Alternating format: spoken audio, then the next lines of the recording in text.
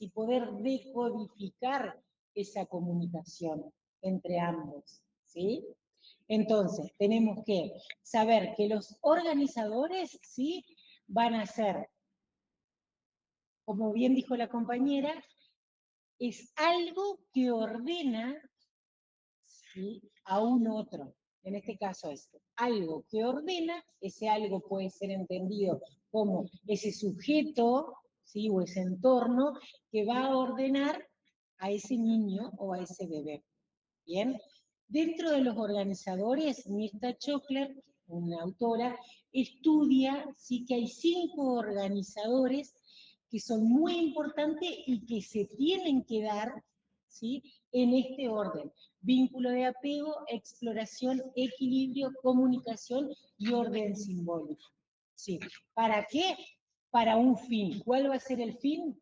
Que el niño se desarrolle dentro de los parámetros que se entienden como esperables. Palabra que no me gusta sería dentro de los parámetros normales, ¿sí? ¿Por qué no me gusta? Porque es normal o esperable para ese sujeto, que se desarrolla en ese entorno, ¿sí? Que no va a ser el mismo que para este otro sujeto que se desarrolla en otro entorno. Eso ya lo hemos hablado muchas veces. ¿Bien? ¿Queda claro eso? Tienen que suceder en un tiempo esperable también, para que den y que ese orden se pueda cumplir. El primer orden es el vínculo de apego, ¿sí? Que es el primer organizador del desarrollo. ¿Qué es el vínculo de apego? Ponga en el otro.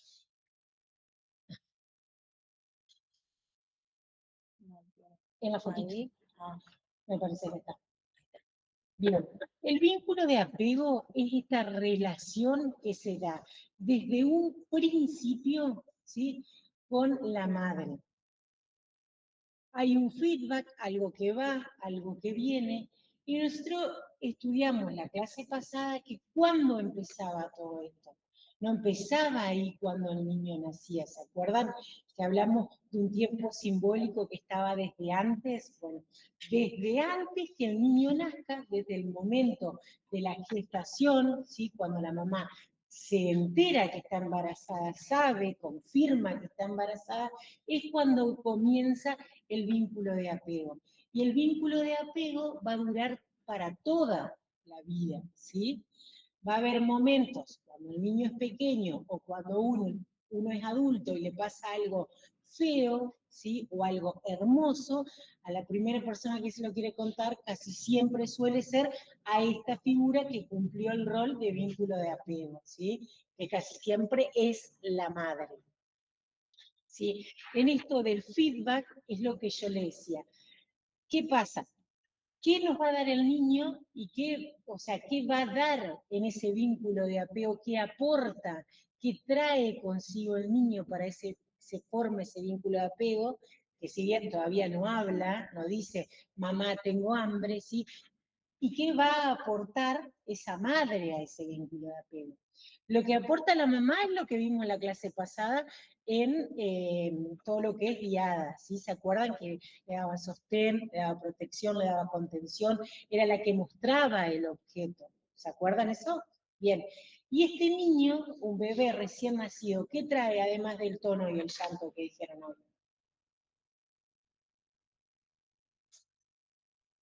¿Qué trae un nene que recién nace?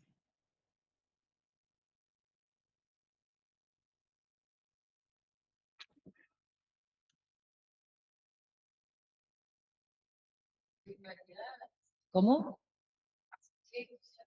Hace gesto, pero para que sea gesto hay algo en el medio. ¿Qué pasa antes de que sea gesto? ¿Qué trae el niño? El gesto lo transforma el otro, que dice, ay, se está riendo. Y en realidad, ¿qué es lo primero? Un reflejo, bien. El otro le da la impronta de que es un gesto, ¿sí? Primero es una sonrisa social, primero es un reflejo de búsqueda de hambre, porque tiene hambre, algo lo rozó y el niño es así, la mamá interpreta y lee que se está sonriendo, ¿sí? Perfecto. Lo que trae el niño, ¿sí?, para donar a ese vínculo de apego, lo primero es un sistema nervioso, ¿sí?, que está clean, en alerta. ¿sí? Son reflejos. Nosotros sabemos que son los reflejos arcaicos de supervivencia, ¿sí? ¿Cómo los interpreta la mamá? Con un movimiento como un gesto. ¿Qué es lo que le deposita la mamá en el medio? Para que ese reflejo se transforme en un gesto, está el deseo de ese otro que lo transforma en gesto, ¿sí? Porque vos me haces esto así y yo puedo entender, esta alumna me está sobrando, y es un gesto de soberbia. Ahora, quizás le digo, ¿por qué me...? No, profe, me pongo nerviosa y me río. ¿Sí? Entonces, ahí es el que le pone la impronta, es el deseo del otro, ¿se entiende? Esto de este feedback que hay entre la mamá y el niño en el vínculo de apego, ¿sí? Y que el niño aporta todo esto del tono, del llanto y sobre todo de los reflejos, va a tener una finalidad que es una toma de conciencia consigo mismo y con el entorno. El niño comienza, ¿sí?, a tener conciencia de él, ¿sí?, y de que si él hace ciertas cosas como llorar, por ejemplo, hay un otro, siempre lo ideal, hay un otro que responde a ese llanto, ¿sí? Lloro y me da mateta, me alimenta, calma mi hambre, lloro y tengo el pañal sucio y mi mamá me cambia, ¿sí? Todas estas cuestiones van haciendo que tome conciencia de él y además de su cuerpo, porque en ese calmar de la mamá se juega el contener, el sostener, el manipular, lo que son las funciones que vimos en la clase pasada con Winnicott. ¿Bien? ¿Hasta ahí queda claro? Adaptación a sensaciones, percepciones o estímulos que provocan cambio de tono, postural o afectivo, modificando la postura y el movimiento. Sostener la posibilidad de conexión con el mundo y neutralizar los excesos de tensión y de actividad de emoción. ¿Qué pasa? Si el niño llora y nadie le responde, va a seguir llorando, llorando, llorando hasta que se va a cansar y se va a calmar solo. Ahora, si viene un otro que lo levanta, lo contiene, ¿sí?, mientras le va hablando, le va anticipando, le va diciendo, no, tranquilo, lo que pasa es que tenés hambre, ahora mamá te va a dar de comer, y la mamá le da la teta, o la mamá prepara la mamadera, y le da la mamadera y cambia, ¿sí? Hay toda una contención, todo un medio que se presta y que se arma en base a su necesidad, ¿sí? En el primer ejemplo, el niño llora, llora, llora, nadie responde, no hay un otro, el medio no se adapta a la necesidad de ese niño y no hay un feedback. Va la información y se corta ahí. ¿Qué pasa? Se empieza a autorregular al niño. En un momento en el cual todavía no está preparado para autorregularse. ¿Sí? Entonces se autorregula, se empieza a ir hacia adentro y bueno, ya vio después si hay alguna patología o no en el desarrollo del niño. ¿Bien? ¿Qué pasa con este vínculo de apego? Bueno, esto es lo que les decía hoy. El bebé trae el sistema nervioso, los reflejos, ¿y qué es lo que más moviliza a esa mamá? La desprotección, ¿sí?, que le genera ese niño que no puede valerse por sí solo, que es lo que hablábamos la semana pasada. En realidad, la psique de la madre tiene que leer esto de la desprotección. Porque si la psique de la madre no entiende que este bebé, además de los reflejos, todo el sistema nervioso, con sensaciones y alerta, que cualquier cosa va a modificar ese sistema nervioso, no entiende, no lee, no decodifica que hay desprotección de ese niño, cuando ese niño llama, hace un llamado, por ejemplo, llanto, esta mamá no lo entiende como una desprotección. Entiende, está llorando, y no responde a ese llamado. No lo entiende como un llamado, ¿sí? Entonces, es fundamental que sucedan estas tres cosas, ¿sí? Cuando yo pongo sistema nervioso, y después lo van a leer en la bibliografía, ¿sí? ¿Qué pasa? Nosotros acá lo estamos viendo como un sistema, o yo se los estoy haciendo ver a ustedes, como un sistema nervioso sano, esperable. ¿Qué pasa? Pues ya lo hemos visto el año pasado con la patología, cuando ese niño ya de nacimiento, en el parto, pasa algo, o sea, imagínense, no puede, se atraca en el canal de parto, no puede salir, hay una hipoxia y como resultado tenemos una encefalopatía crónica no evolutiva. El medio va a ser el mismo. El niño, ese bebé, va a traer ese sistema nervioso de otra manera y esa mamá se va a tener que adaptar a ese niño con ese sistema nervioso. ¿Sí? Entonces, desde muy temprano, ese vínculo de apego, ¿sí?, empieza a formarse y es algo que no se separa nunca y que acompaña al resto de la vida. En momentos más presentes y en otros momentos no tanto, ¿sí? Pero siempre está como vigilando, ¿sí?, el desarrollo de ese sujeto. ¿Bien? ¿Consulta sobre vínculos de apego? Yo le... ¿Sí? O sea, estaría en el desarrollo si nace en un orfanato. Bien, muy bien. ¿Qué podría pasar, dice la compañera? Repito por los chicos si me escuchan. ¿Qué podría pasar si nace, sí, y va a un orfanato? Dice la compañera acá. ¿Qué piensan ustedes que podría pasar? Si ese vínculo de apego es necesario para sobrevivir, ¿sí? Y es necesario que se dé siempre, se va a dar con un sujeto al principio. Lo vimos la semana pasada, la otra semana, bueno, la clase pasada, que formaba la diada con uno, y que ese después habría en cuestiones esperables, le habría la triada, que era el padre, se formaba con la madre y le habría con el padre. ¿Qué va a pasar con ese vínculo de apego? Hay dos escenarios posibles a primera vista. 1.000.000 si nos ponemos a ver cada caso por cada sujeto. Ese vínculo de apego se va a dar con un sujeto, suele pasar mucho en los niños que nacen prematuros y están mucho tiempo internados. Ahora, hace pocos años, pero no todavía acá en el interior, en todos los lugares, las madres tienen que estar todo el tiempo con los niños, se permite la entrada, pero antes no, era horario de visita para la mamá también, entonces ese vínculo de apego se hacía con una enfermera, ¿sí?, con alguien que lo cuidaba, que lo manipulaba a ese bebé de la misma forma. Hay muchísimos estudios que se hicieron, y uno que es muy fuerte en psicología y se estudia para mucho, que se hizo después de la Guerra Mundial, de la Segunda Guerra Mundial. ¿Por qué? Porque todos esos niños que estaban en el orfanato, algunos vivían y otros se morían, o entraban en una psicosis que derivaba en autismo o en casos gravísimos de psicosis.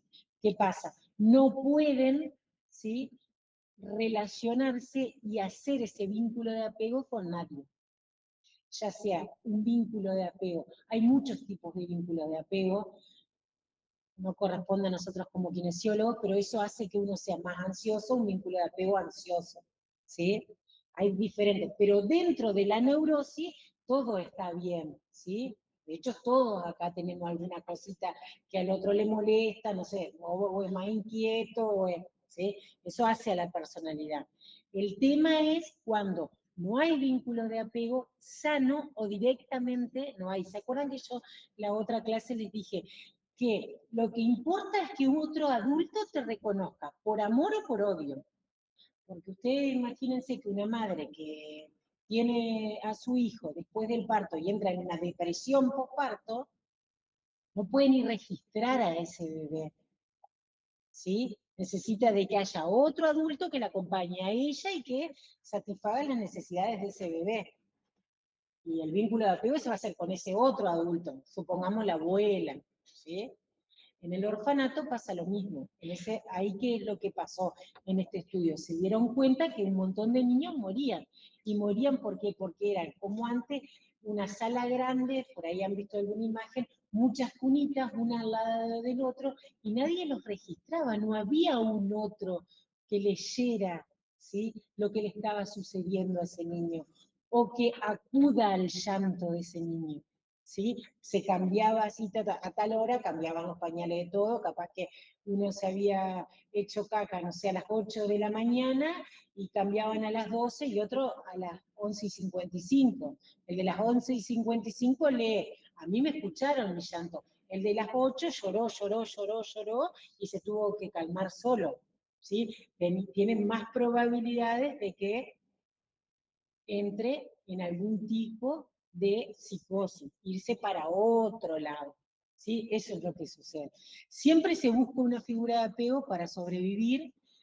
Si no existe esta figura de apego, empieza a autosatisfacerse al niño, ¿sí? Quedarse en el silencio, el movimiento es repetitivo, empieza a escuchar su propio cuerpo lo calma. Uno no está pendiente del latido del corazón, si me suena la panza, pero cuando no hay nada más, no hay un otro que te hable, que te dirija la mirada, que te fije la vista, que te toque, que te dé contorno al cuerpo, uno empieza a satisfacerse con lo suyo, empieza a calmarse con ese latido del corazón, ¿sí? Que es lo primero porque le recuerda al latido del corazón de la mamá cuando estaba en la panza, ¿bien? Pero es eso lo que puede suceder. Por eso es tan importante que haya un otro que preste el psiquismo, ¿sí? En situaciones muy extremas pueden pasar esas cuestiones. Y es lo que se está estudiando mucho ahora con el caso de los niños del espectro. O sea, hay muchas escuelas, una escuela, ¿sí? Que es la psicoanalítica, plantea que más allá de lo que puede venir genético, tiene que ver con esto, con los primeros vínculos que se dan con ese niño. Lo que pasa es que también, si el niño, un niño con una parálisis cerebral, imaginémoslo, no demanda, y una mamá entra en una depresión, ¿sí? Y hay un otro que no demanda, no demanda, no demanda, bueno, no respondes nada tampoco, ¿sí? Y pasa lo mismo, ¿se entiende? Son pasar las dos cosas. Bien, el otro que está muy vinculado con el, valga la redundancia, vínculo de apego, es la exploración, ¿sí? La exploración habla de moverse, ¿sí? Lo primero que tenemos que pensar cuando pensamos en exploración es moverse. También constituye un sistema de feedback, ¿sí? Que tiene que ver con este vínculo de apego que genera el niño y este niño. Está presente desde el comienzo de la vida y está constituido por todas aquellas conductas exploratorias que permiten al niño adaptarse e integrarse al mundo exterior. ¿Por qué yo digo que está muy en relación? En realidad, yo acá me opongo a lo que dice Mirta Schockler, que hace muchos años, chicos, estudió esto. Mirta Schockler plantea que a mayor vínculo de apego, menor exploración, ¿sí? Y a menor vínculo de apego, mayor exploración. Entendiendo que a mayor vínculo de apego sería una madre sobreprotectora que no deja a ese niño explorar por sí solo. Al ejemplo iría la madre que el niño está, ay, no se va a pegar, ay, no, cuidado con esto, ay, no se le vaya a caer, ay, no, los dedos en el enchufe. Obvio, los dedos en el enchufe es un peligro. Pero si todo el tiempo el enchufe está allá y la mamá puede estar moviéndose acá el niño y dice, no, porque está el enchufe, no puede. El niño no va a ir a explorar allá. Ella entiende eso. Con los años se estudió que a mayor vínculo de apego les da más seguridad al niño. El niño necesita de la mirada de ese otro que esté supervisando la clase y lo esté cuidando para que no meta los dedos en el enchufe, pero el niño puede llegar hasta la pared y no necesariamente meter los dedos en el enchufe. ¿Se entiende lo que les quiero decir? Ella lo plantea de esta forma, ¿sí? ¿Y qué dice?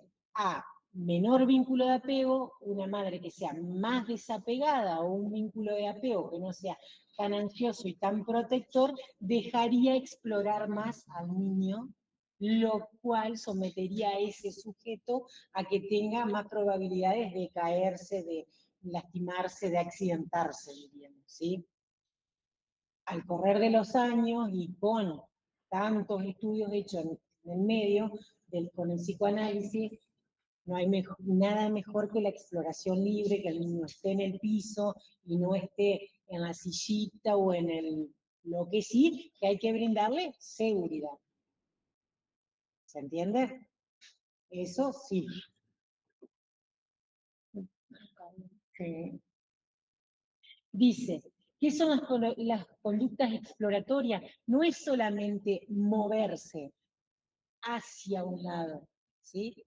También es moverse visualmente, el observar, el manipular las cosas, el tocar, el ir hacia algún lugar, ¿sí? Entonces, explorar no es solamente que yo me levante y vaya caminando hasta el fondo del aula, sino esto que yo estoy haciendo, tomando el mate, ¿sí? Primero lo agarro, ¿qué pasa? El niño tiene toda la propiocepción y para sentir y la interocepción, ¿sí? Si está frío, si está caliente, todo eso es explorar. Mirar, ¿sí? Observar si, si un árbol mueve la hoja, cuando uno lo pone en el coche, por ejemplo, porque la mamá está cocinando, lo pone en el coche y lo pone mirando hacia el patio o hacia afuera, se ve, ¿sí? Que se mueven las hojas, que pasa un pajarito, me matás si no apagan. Vamos a apagar acá. Y que vi prender el ventilador, porque acá no hay ventilador, chicos, no es discriminación. Me parece que el ventilador es aquel. Capaz que aquel ventilador.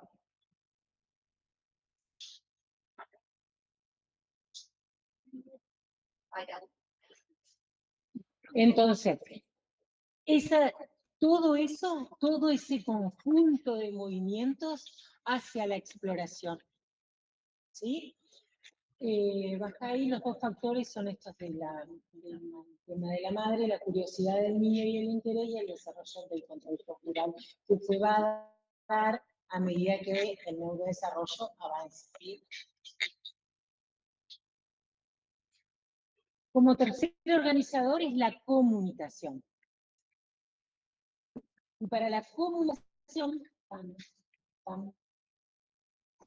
hay una comunicación verbal, esto que yo estoy haciendo con ustedes, y hay una comunicación, que hoy anticipó la compañera, que es gestual, ¿sí?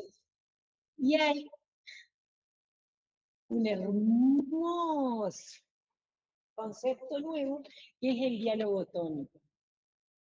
El diálogo tónico lo incorpora a Julia Guerra, un apellido complicado, que él habla de un diálogo tónico que nace en la vida intraútero, ¿sí?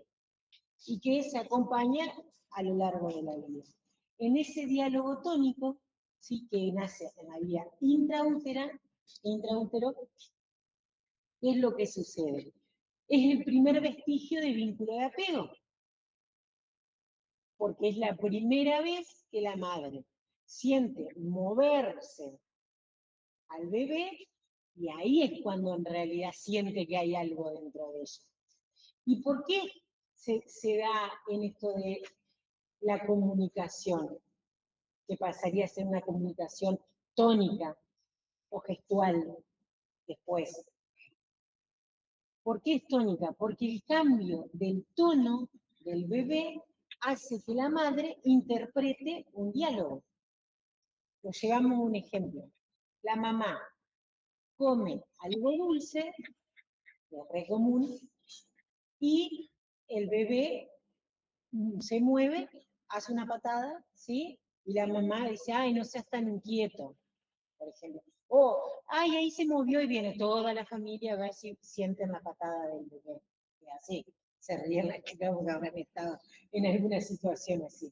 ¿Qué es lo que sucede?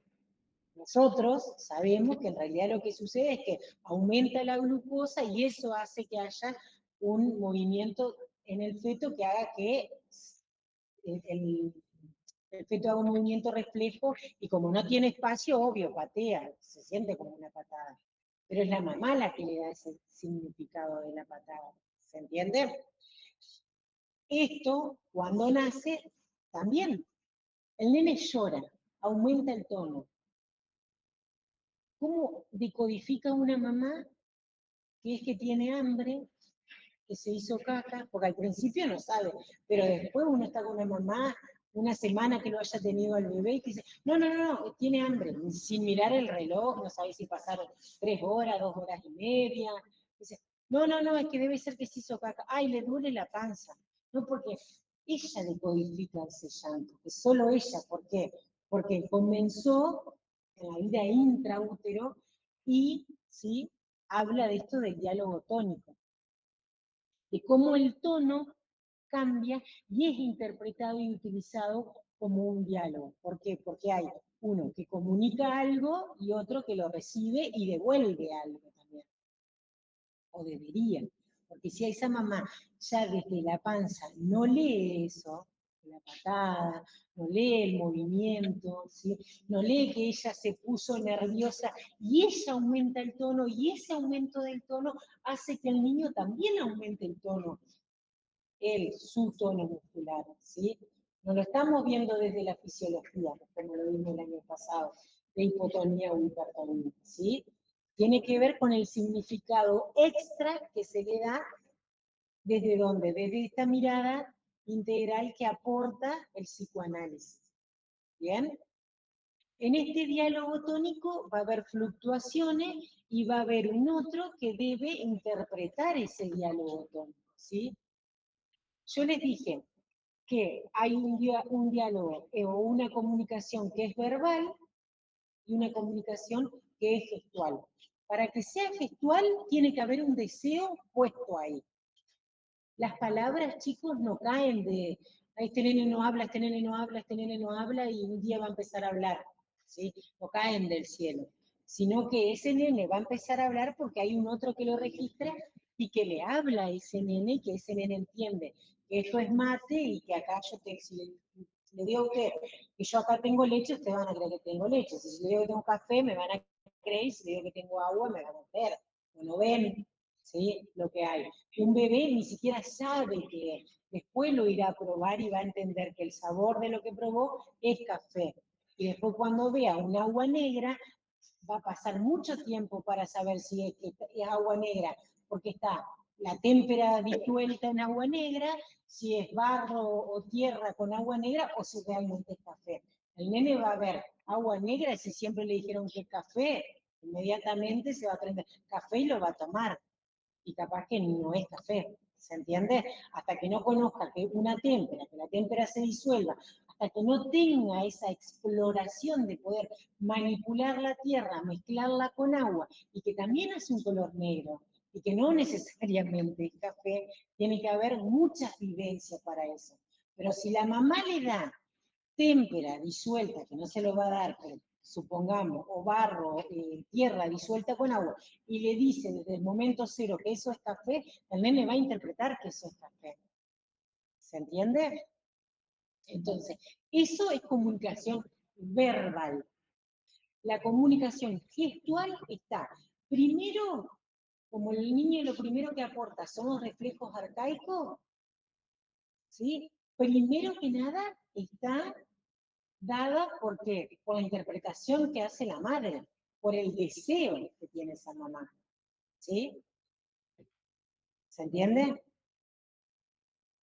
Yo siempre cuento, y por ahí está bueno, por ejemplo, siempre autorreferencial, pero bueno, mi papá arregla máquinas, tiene un trabajo fijo, y bueno, a la tarde arregla máquinas de panadería. En ese arreglar de máquinas de panadería, había unos dueños que tenían un niño con parálisis cerebral, ¿sí? A ese nene lo atendía yo. Mi papá muy amigo de los dueños de la panadería, que yo. Nada, un día, un domingo, yo voy a la casa y me dice, Marian, Carlos, me dice, Marian, estuve con Carly, no sabés, me dice, yo llegué, le pegué 2 o 3 gritos, Carly, ¿cómo andás? Y una sonrisa, me dice, yo decía, claro, mi papá, sin saber, porque lo traigo a colación porque es una persona que no sabe nada del ámbito médico, ni de reflejos, ni nada de esto. Mi papá lo que hizo fue activarle, imagínense un grito, un niño con una parálisis cerebral, le activó todos los reflejos arcaicos que podía tener el nene. Habrá hecho así, así. En realidad lo que Y le contestó con un reflejo, ¿sí?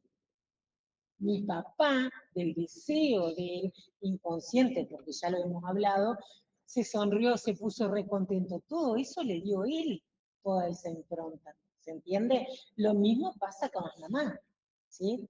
Uno no puede bajarle. ¿Qué usamos nosotros con esos niños, con esas lesiones tan severas, para poder darle movimiento y darle una finalidad a esos reflejos? Utilizamos esos reflejos y el deseo nuestro o de la madre de que eso se transforme en un gesto. ¿Se entiende? ¿Sí o no? O más o menos.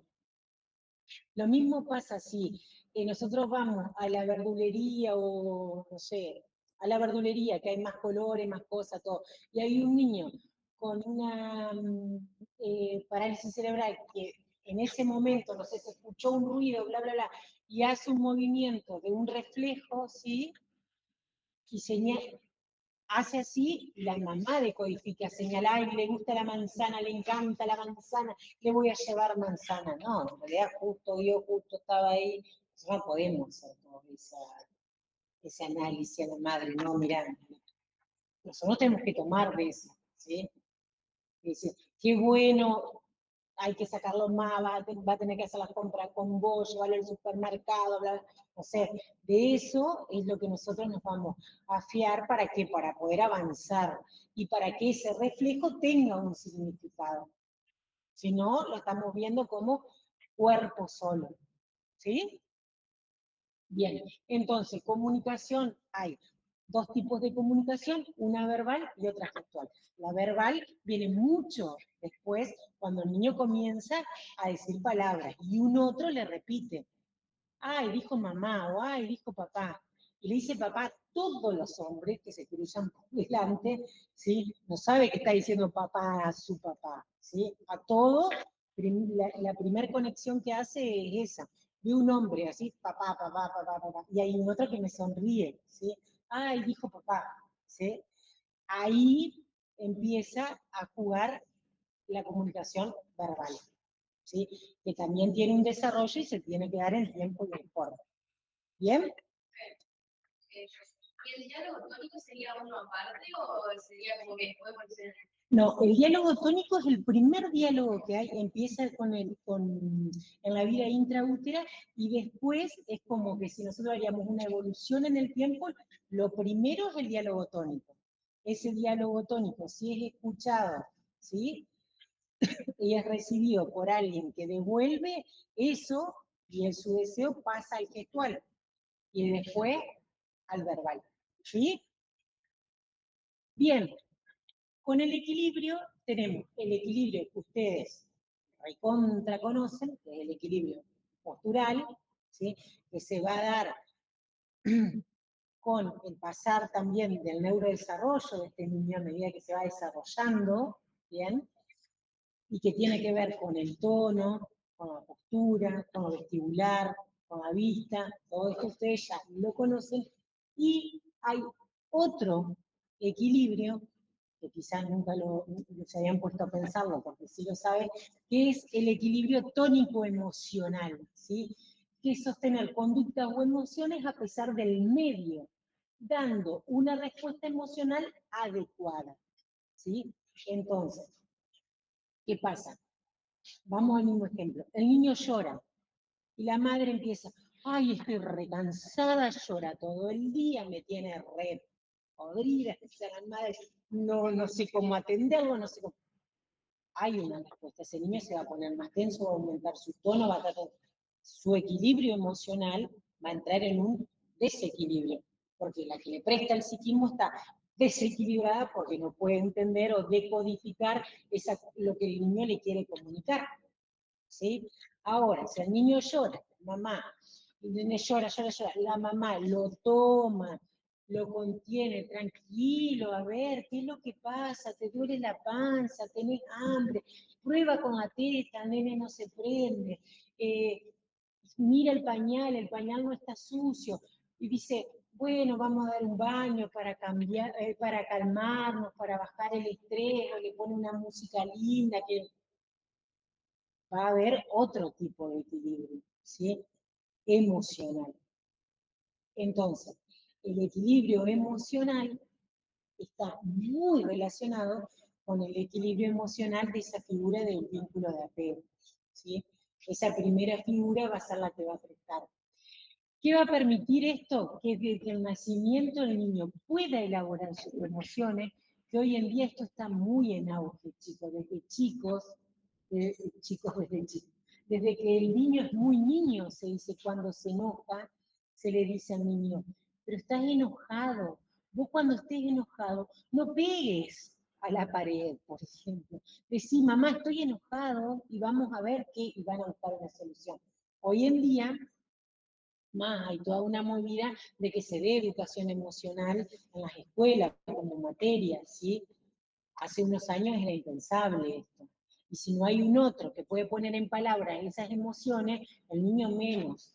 Imagínense que a nosotros nos cuesta decir estoy triste, estoy contento, darnos cuenta que es ansiedad, que imagínense a un niño, un bebé, un sujeto que recién está empezando en esta vida, ¿sí? Ahora ha cambiado un montón y se sabe de la importancia que tiene. Sentirse capaz en sus relaciones, favorecer su desarrollo intelectual y favorecer su comunicación.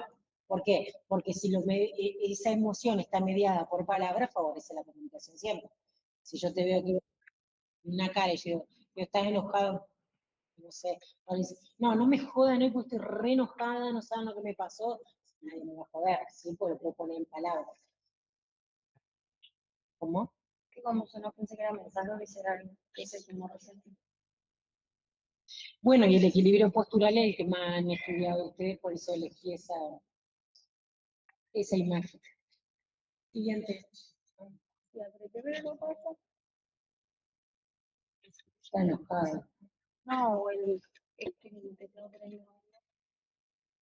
Y el orden simbólico, por eso yo elegí esa imagen de como distintos niños de distintos lugares del mundo, va a estar dado, no sé si hay ahí para, no sé qué, no, ya lo probar. Me parece que había uno ahí.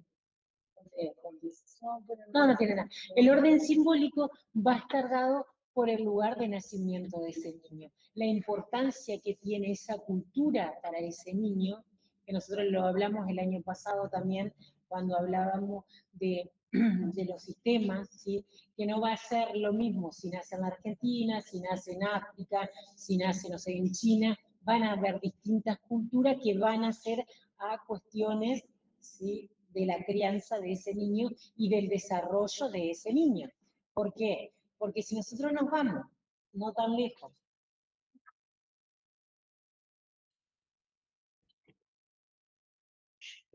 yo mi especialización la hice con Castillo Morales.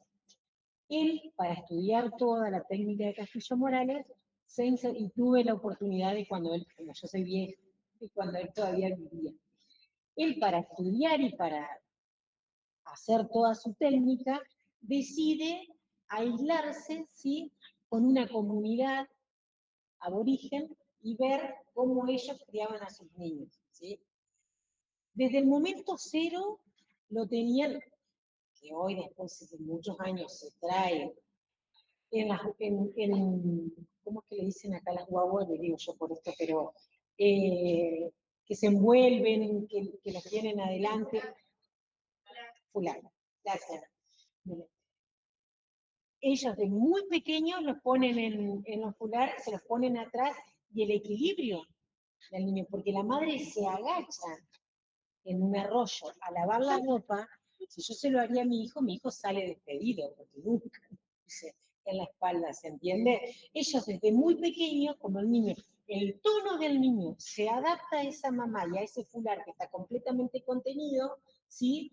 Hacen una especie de como de un chiripá grande, no sé, como un pañal grande con eso, y lo sostienen, eso hace que el tono del niño sea uno que se adapta al tono de esa mamá, ¿sí? Y que cuando la mamá se agacha, el niño no sale despedido, no tiene nada que lo sostenga acá, está metido ahí, y nada más que lo que sucede es que su tono, ¿sí? Evoluciona de distintas maneras. Bien, llega con una contención diferente y con una exploración diferente a quien no lo tiene. ¿Bien? ¿Por qué se utiliza el nido de contención, que es muy común en los prematuros? Antes, no hace tanto, no sé, 15 años atrás, 20 años, no quiero hacer tampoco tan la vieja, pero soy vieja, uno iba al aneo y no había nada. Después se descubre qué simula ese nido de contención. Ese nido de contención simula el útero de la madre, en donde el bebé hace así y toca algo. Después la madre le codifica que es una patada porque quiere, no sé, o porque está inquieto, porque no quiere dormirse y ella sí, pero toca algo. ¿Qué pasaba en esas neos que no tenían nido de contención? El niño estaba todo el tiempo en un reflejo de moro hiperactivo, porque cualquier cosa, imagínense adentro de la neo la cantidad de ruidos, de pitido, de luces, de que uno habla, entra otro, una madre sale llorando, hay que reanimar a alguien y se hace todo un ruido, un alborote dentro de la misma neo. Todo eso es un moro que está todo el tiempo activado y el niño está así. Cuando lo contienen en un nido, el niño hace así, toca algo, no activa ese reflejo de moro. ¿Sí? Son por esas cuestiones. Esto tiene que ver con el orden simbólico. Si nosotros llevamos el nidito por ejemplo, la primera imagen, que es una niña que está acostumbrada a estar libremente, ni siquiera los visten, no va a entender para qué está pasando. Entonces, el orden simbólico atraviesa todos los otros, podríamos decir, organizadores, ¿sí? Porque depende de que hasta de nuestra propia crianza. A lo que hablamos la otra clase, cómo fuimos nosotros como hijos y cómo fueron nuestros padres con nosotros. Habrá cosas que a nosotros nos gustó de nuestros padres y otras que no, ¿sí? Y capaz que viene la abuela que le tejió una mantita siempre a todos los nietos, cuando sus nietos tuvieron su primer hijo, bueno, querés saber nada con la lana, porque vos sabés que la lana pica, que la lana es mala, que la lana se llena de ácaros, qué sé yo. Eso tiene que ver con lo que vos sabés, con tu orden simbólico. Le podés decir a la abuela, gracias, gracias, la guardás, sería lo más sano, ¿no? La guardás y nunca se la pone al niño. Pero hay quienes no lo hacen, tiene que ver con su orden simbólico. ¿Sí? Bueno, ¿consultas hasta acá? Nada de nada de nada. Hay otro que quiere todo. Si quieren ir, es muy cortito, y tiene que ver con la actividad tónica. No sé si quieren ir a recargar agua, ir al baño o algo. 5 minutitos y seguimos.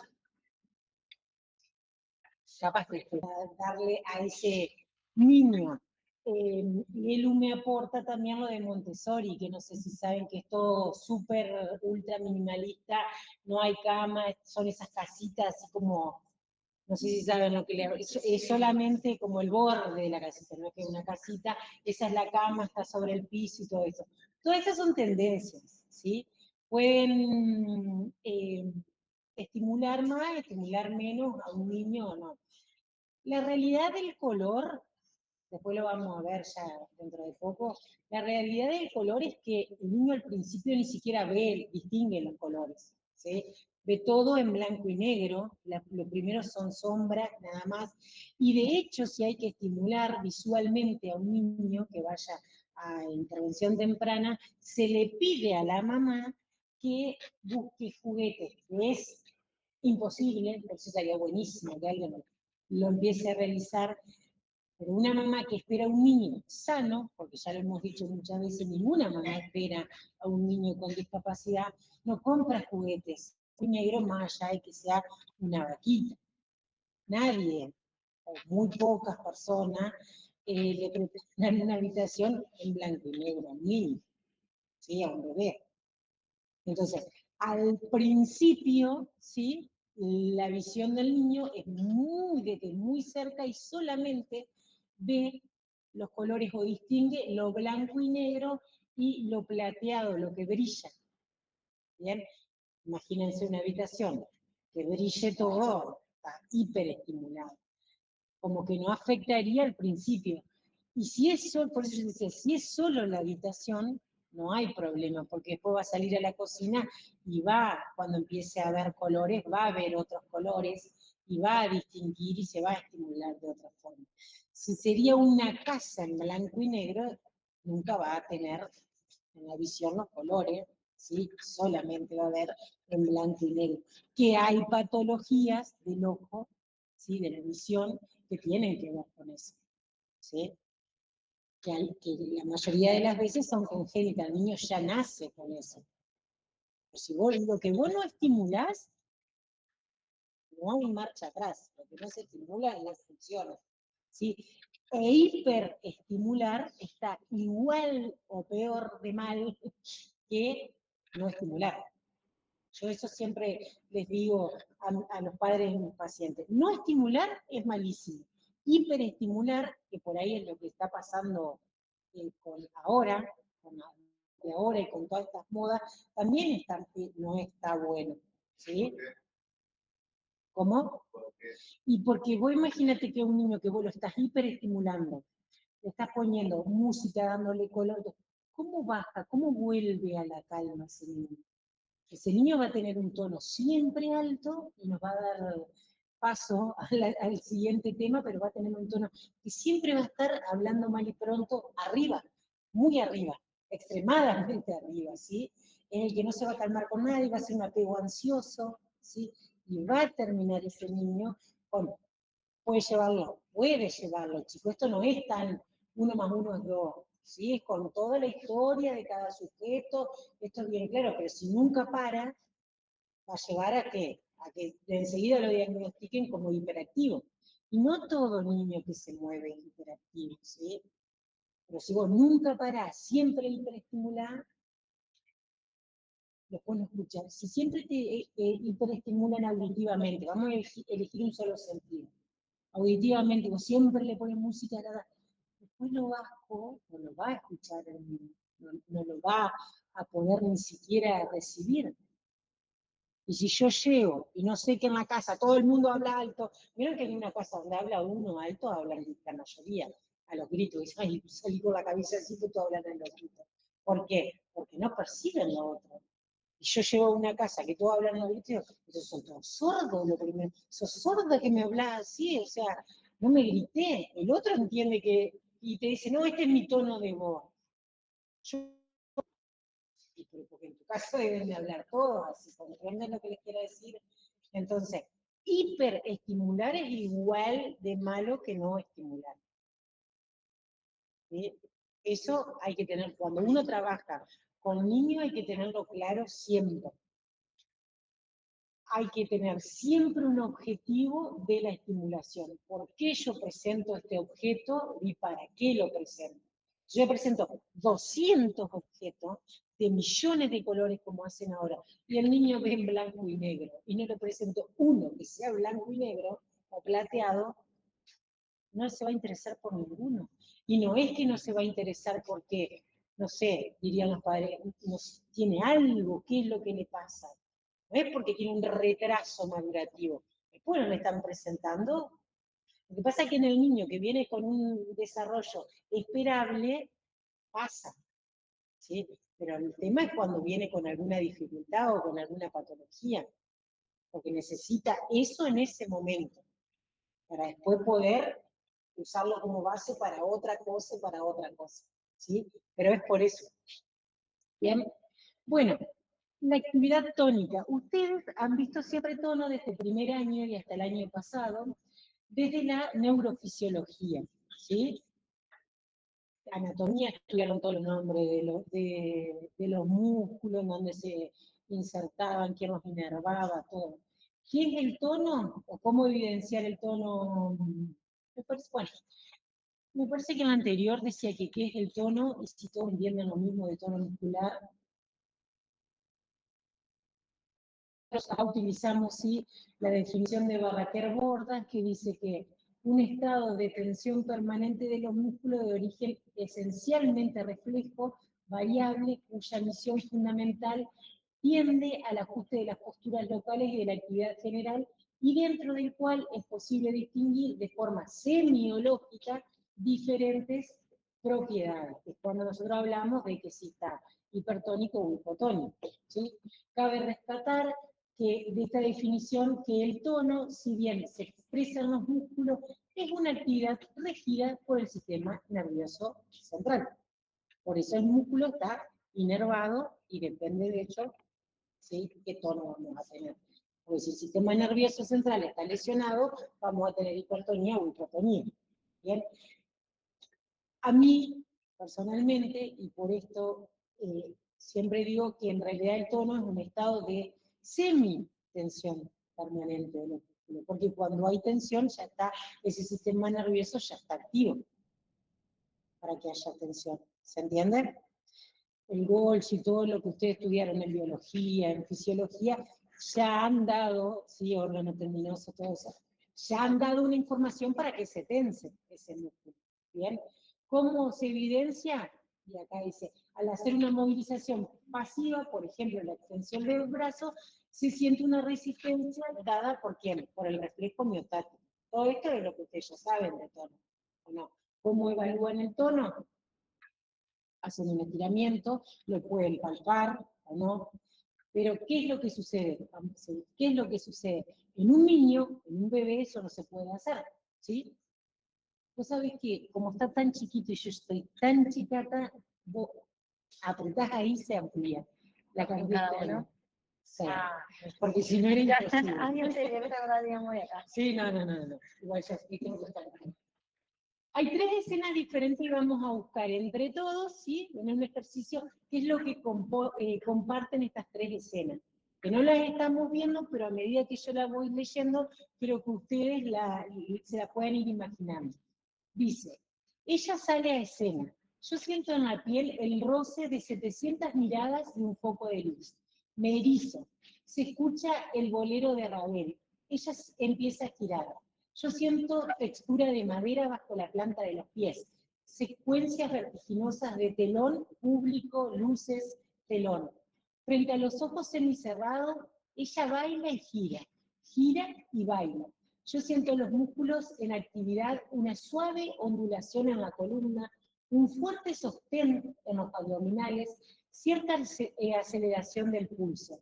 Ella gira y baila y gira. Yo siento la gasa negra entre los dientes, el aire en el pelo, el viento en la punta de los pulgares que apuntan al cielo. Ella consuma la danza como una ceremonia. Yo siento la emoción del ritual, silencio, quietud, aplausos. Ella saluda en el escenario y yo transpiro en la butaca. Esa es uno. Vamos con el otro. Miro a Carlos que mira un partido de fútbol por TV. Podría ser cualquiera de ustedes o el marido de cualquiera o novio de la chica. Se le ha tensado el labio superior. Está sentado en el borde del sillón. Con una mano pellizca el tapizado. A veces se adelanta un poco más el torso como amagando el cabezazo. De tanto en tanto sacude una pierna pateando un córner o esquivando un full. Y por supuesto, festeja sus goles de pie, con los brazos en alto, los puños cerrados, saludando y desafiando a la tribuna. Otra escena. Y vamos a la última y dice, es una tarde de tristeza y mal humor.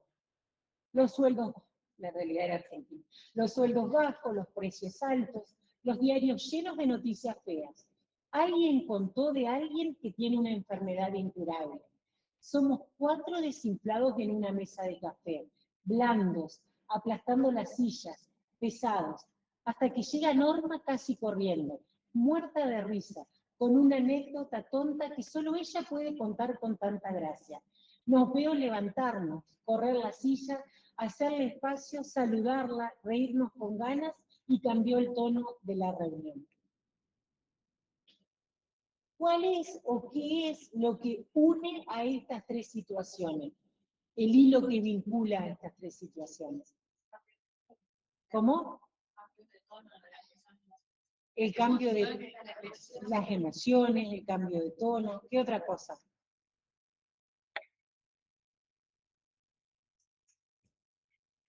Cómo cada uno la comunica, ¿sí? Que uno se imagina, porque no estamos viendo los gestos, ¿sí? Pero primero, en la persona que está viendo a alguien que baila, hasta la observación que tiene, porque dice los pulgares o los dedos, hacia, la punta de los dedos hacia arriba, así como observa. ¿Qué es lo que está observando?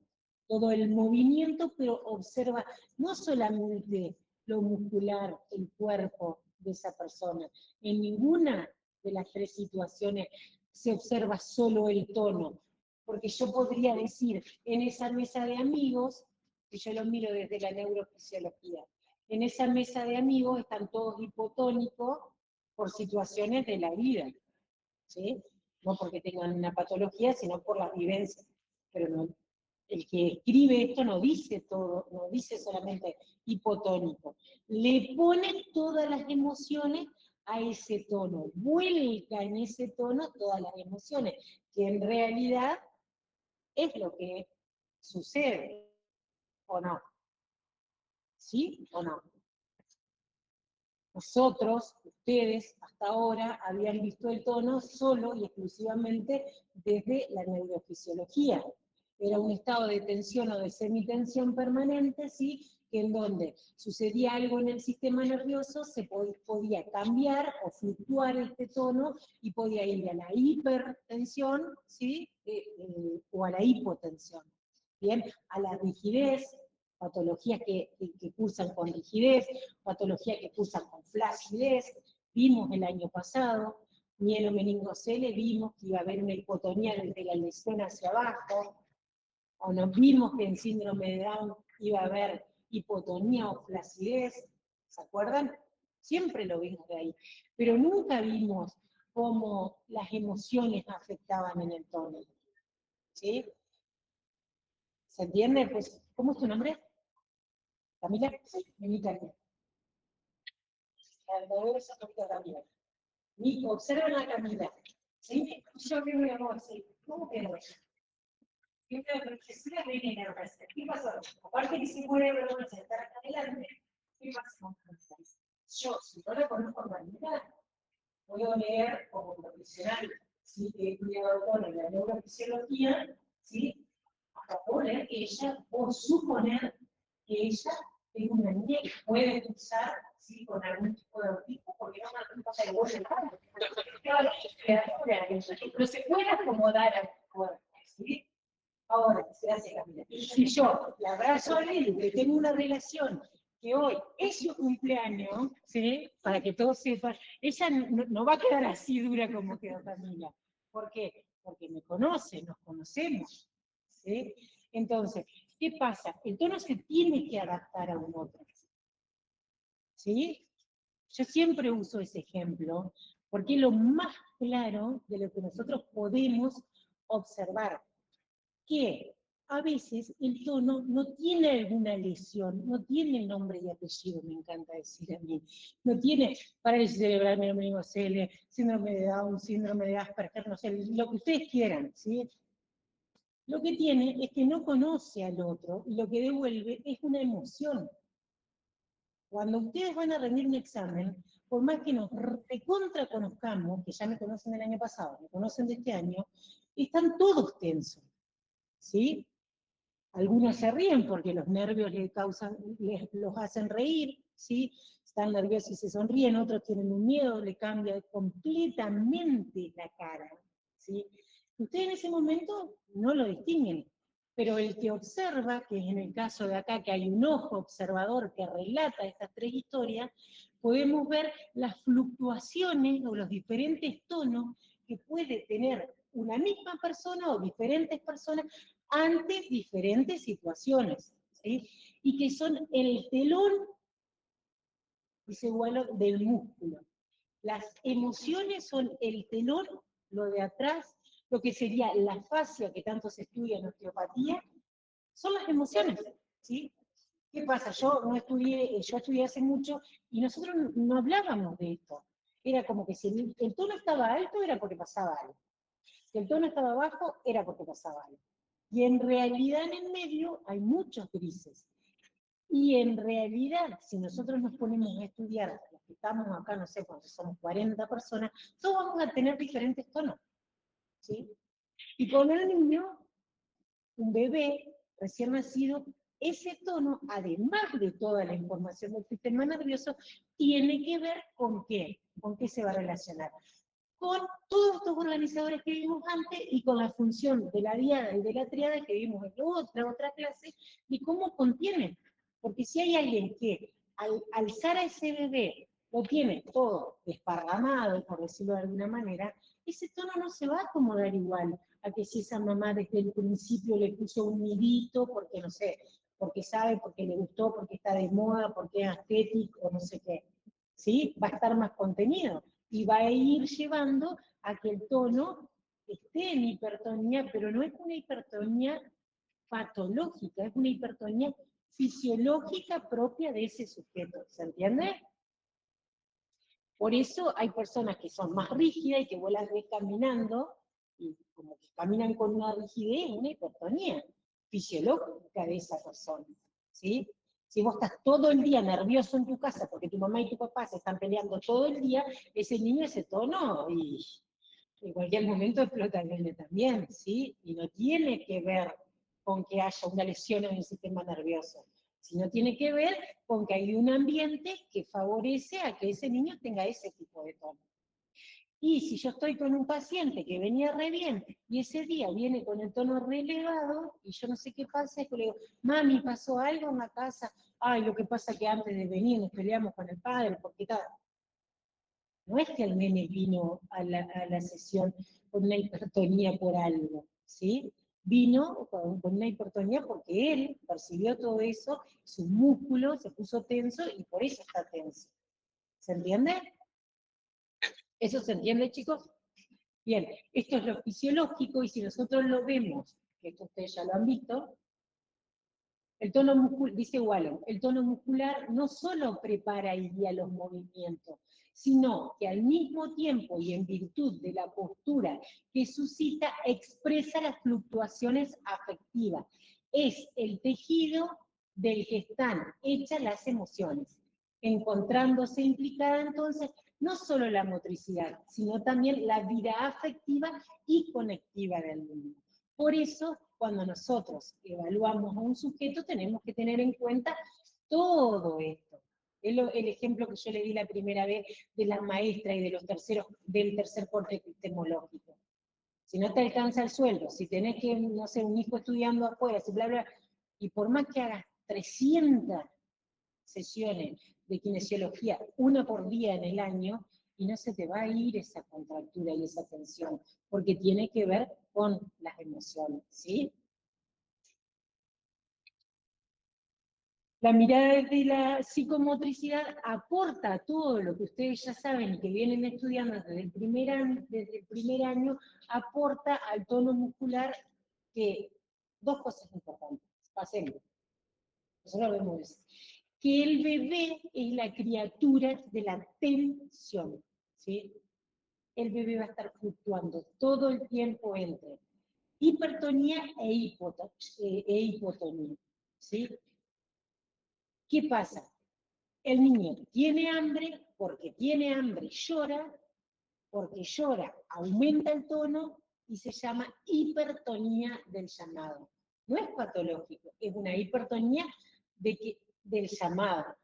Tiene que haber otro que decodifique en esa comunicación y en ese diálogo tónico qué es lo que le pasa a ese niño. Satisfacer esa necesidad, si tiene hambre, le doy la leche, le doy la teta, le doy la mamadera, lo que sea, y el niño baja su tono, ¿sí? Y se llama hipotonía de satisfacción. ¿Qué pasa? Si el niño llora porque le duele la panza y la mamá entiende que decodifica que ese niño tiene hambre y le da leche, al niño le va a doler más la panza y va a aumentar más el tono y va a llorar más todavía, ¿sí?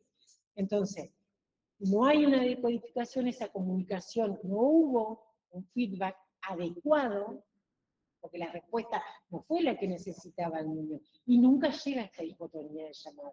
Es como el ejemplo que yo utilizaba hoy. Si llora nadie responde a ese llanto, ese tono sube, sube, sube, sube, sube, y la única forma de bajar es autorregularse solo.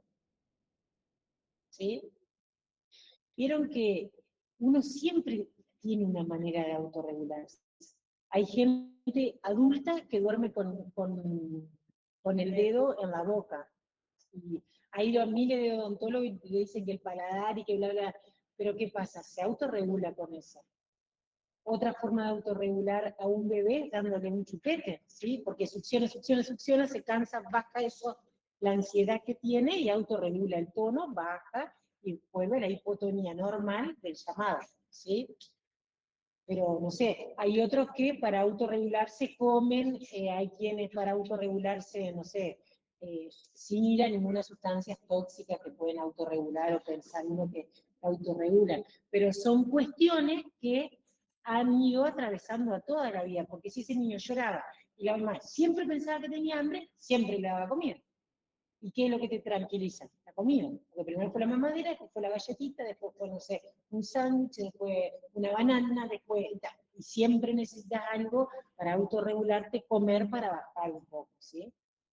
¿Se entiende? Algunos dicen un baño. No hay nada más reparador que un baño. Y otros dicen, no, el acostarse a dormir. ¿Por qué? Porque cuando tu mamá o tu papá o quien haya sido tu figura de apego no había con qué tranquilizarte, decía, bueno, vamos a dar un bañito y te da una agua tibia. Hasta de las sensaciones de muy pequeño, ya fuiste percibiendo eso y te autorregulas. Los niños con patología, por ahí se mueven más y eso los autorregula. Y decís, ¿por qué lo autorregula? Y bueno, porque la información necesita más información, ¿sí? Y otros se autorregulan tocando así, ¿sí? Y bueno, pero son niños que tienen otra percepción. ¿Bien? Se queda poquito. Las manifestaciones emotivas, desde la más elemental hasta la más refinada, entrañan contracciones tónicas de los músculos, es decir, variaciones de la consistencia muscular dentro del útero. El feto vive permanentemente bajo la influencia de los estados emotivos y de tensiones de la madre, que es lo que hablamos hoy. La madre está nerviosa, aumenta el tono del útero, el niño aumenta. ¿Por qué? Porque se reduce el espacio que tiene para movilizarse y está más tenso. Eso que cuando el bebé tocaba cedía, ¿sí? Y era percibido como una panza, como una patada, perdón, si la mamá está tensa, los músculos abdominales van a estar tensos, y el niño va a ser así, va a ser un garrote, ¿entiendes? No va a haber algo que se expanda, no va a ser elástico. Entonces, por eso, todo el tiempo, lo que sucede a la mamá repercute en el útero, más allá de lo psíquico, lo motriz también. Y ahí tenemos alteraciones en la regulación tónica, pacientes que oscilan entre elevación del tono o tendencia a la hipertonía, pero que no es una hipertonía fisiológica y patológica, ¿sí? Y oscilan en el descenso del tono muscular o tendencia a la hipotonía, ¿sí? Que sería evaluarnos todos nosotros. Algunos vamos a ir más para la hipotonía y otros irán más para la hipertonía. ¿Por qué? Porque hacen más trabajo de gimnasio, porque se preparan más, porque su carácter es un poquito más elevado y siempre están como en la defensiva. Yo los miro acá a ustedes y unos están así, otros se comen las uñas, otros están derechitos así, cuidar la postura, sí, y eso yo puedo decir, bueno, nombrar a 5 chicos se paran y puedo, desde la observación, ¿y con qué va a tener que ver?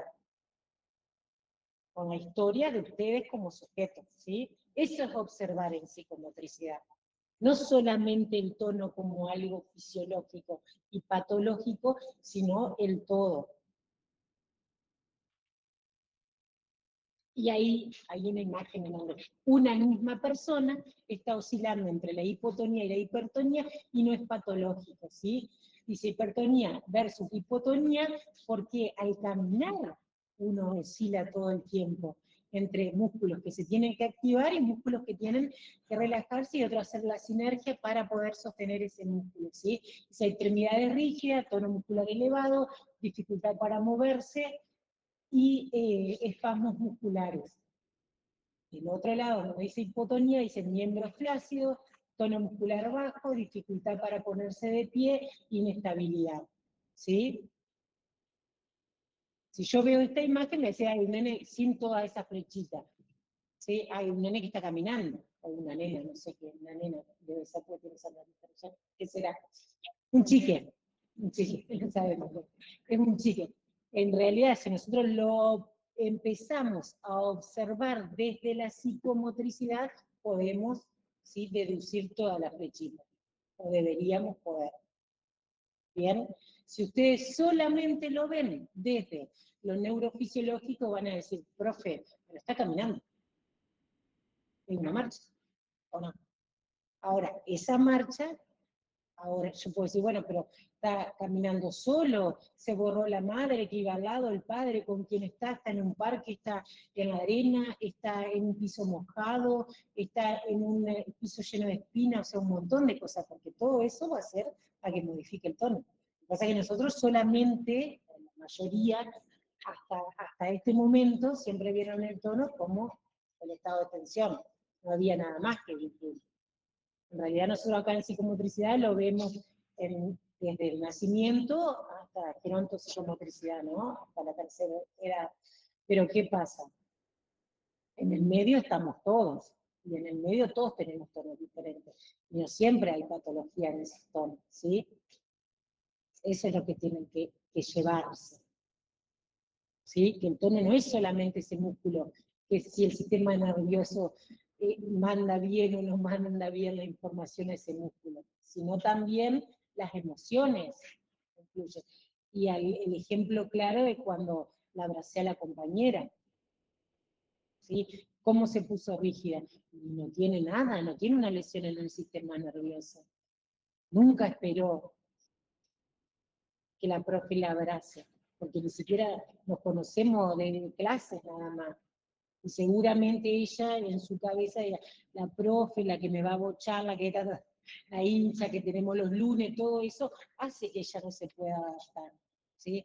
No está acá, pero hay una de las chicas, una compañera suya, que yo tengo otra relación porque atendía a un familiar de ella. Seguramente si yo la abrazaba a ella, que la pensé cuando preparé la clase, seguro que ella me iba a devolver un abrazo, y es alumna también, pero ¿qué pasa? Tenemos una relación previa. ¿Se entiende? Entonces seguramente al principio capaz que se incomodaba, pero después me iba a devolver el abrazo. ¿Sí? Entonces con eso tiene que ver, con eso se relaciona. Creo que ya es la última. Bueno, debido a la relación tan estrecha que existe entre tono y afectividad, si podemos actuar sobre el tono, podremos también actuar indirectamente sobre la afectividad. De aquí, ¿qué pasa? Se utilizan tantas técnicas de relajación y de educación psicomotriz. Una técnica de relajación solamente con la voz asistida, que el kinesiólogo vaya aumentando el tono de voz o bajando el tono de voz, hace que una persona, un sujeto, baje su tono. Tiene que ver con esto, con la afectividad que hay o no, ¿sí? Y con que el tono está relacionado con la afectividad. Y ahora sí. Esto es lo que nosotros vemos, la presencia de alteraciones en la regulación tónica que coartan la libertad del hacer con el cuerpo.